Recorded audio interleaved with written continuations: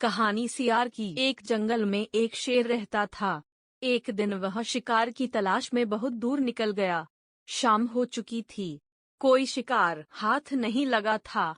ऊपर से वह थककर चूर हो चुका था। तभी उसे एक गुफा दिखाई पड़ी। वह गुफा के अंदर चला गया। गुफा खाली थी। शेर ने सोचा अवश्य यहाँ रहने वाला जानवर बाहर गया है। रात होते होते वह गुफा में वापस जरूर आएगा। ऐसा करता हूँ, तब तक यहीं छुपकर बैठता हूँ। जब वह जानवर आएगा तो उसे मारकर खा जाऊंगा और अपनी भूख मिटाऊंगा।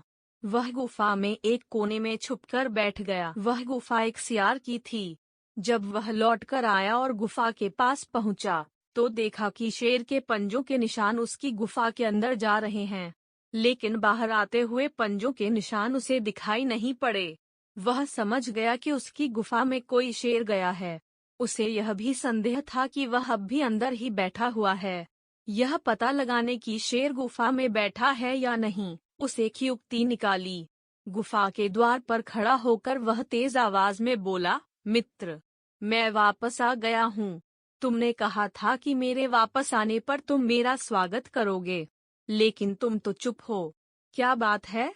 तुम कुछ बोल क्यों नहीं रहे हो? जब सियार की आवाज शेर के कानों में पहुंची, तो उसने सोचा कि ये गुफा अवश्य सियार के आने पर उसका स्वागत करते हुए कुछ कहती है।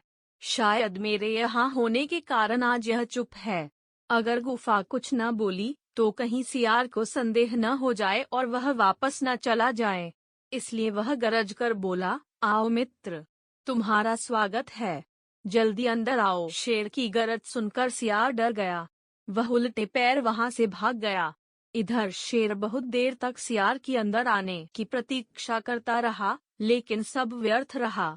अंत में उसे समझ आ गया कि सियार उसे मूर्ख बनाकर भाग गया है। शेर को अपनी मूर्खता पर बहुत क्रोध आया, किंतु अब वह क्या करता?